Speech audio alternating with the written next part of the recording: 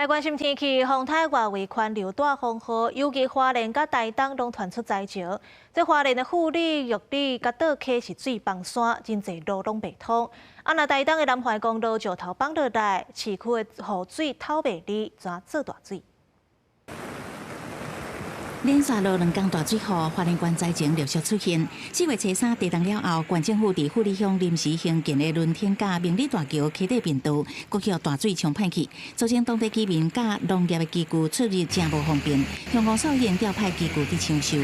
我想轮天大桥西侧冲毁的比较严重，短时间内可能没办法修复的。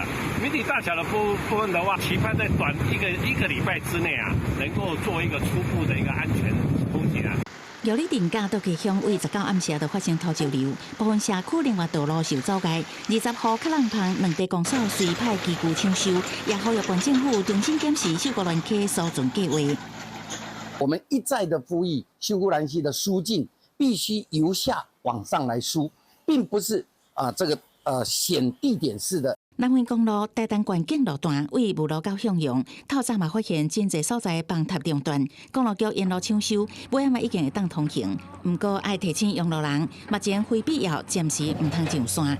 纯粹旅游的话，其实可以规划其他的路线。如果是你是工作一定要往这个山上，那可能要随时跟公路段保持联系。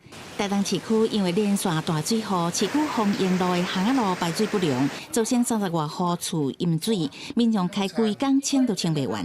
这边变成低洼，当成滞洪池吧。 另外，台东市南丰里通往火车站的道路也持续淹水，有半点悬。警方由封锁线暂时封起来。台东县目前落尽雨时阵不遮大，部分农田已经出现淹水灾情，农作物的损失后礼拜才发到勘灾。记者采访报道。